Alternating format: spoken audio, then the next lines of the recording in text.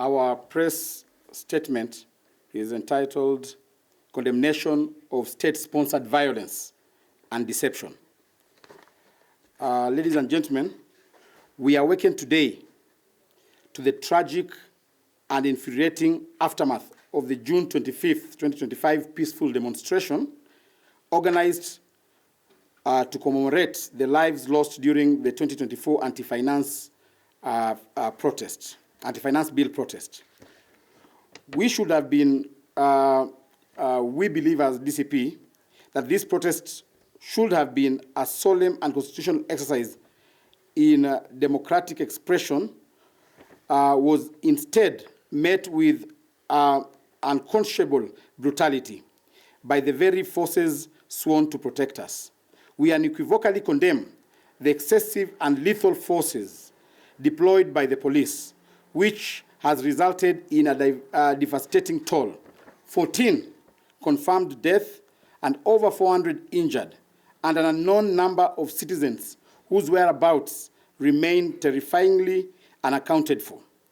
This horrific outcome stands in direct and contemptuous defiance of the Cabinet Secretary for Interior's personal assurance of zero brutalization of peaceful protesters.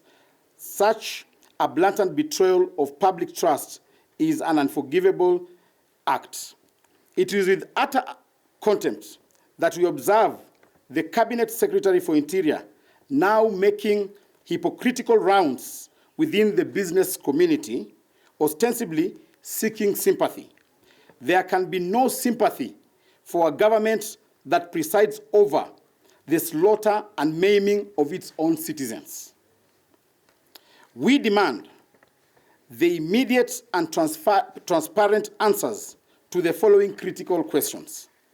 1, why have the following individuals not been arrested for publicly and privately inciting violence and threatening to deploy goons to counter peaceful demonstrations?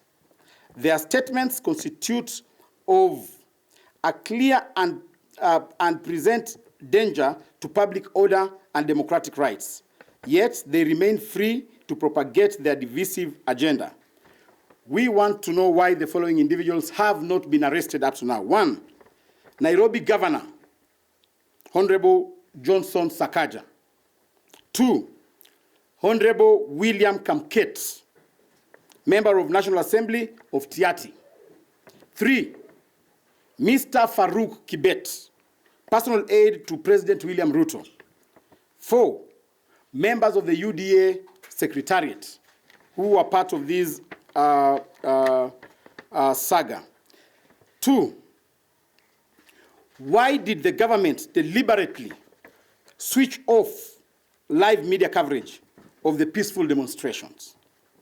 We strongly assert that this calculated coverage blackout provided the cover for government-hired goons to loot businesses, an act cynically designed to then be falsely attributed to the peaceful demonstrators in a vile attempt to delegitimize their genuine grievances.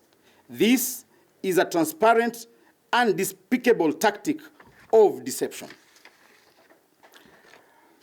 DCP calls, or rather DCP demands, that the government has a constitutional duty to protect lives and property. It cannot be selective in whom it arrests or investigates.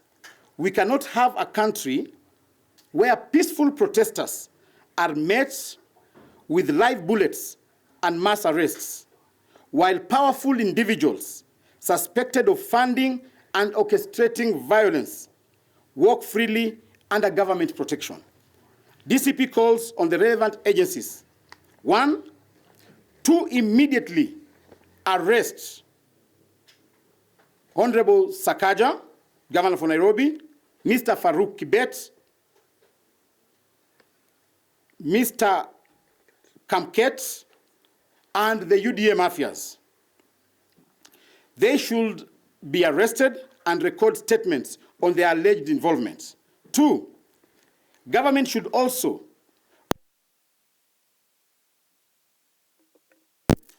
using state power to silence the press. 3, stop the double standard in enforcement of the law. No Kenyan is above the law. We also call upon the international community, human rights organizations, and the media to remain vigilant and speak out against the creeping tyranny and the blatant abuse of power being exhibited by those entrusted with our national security.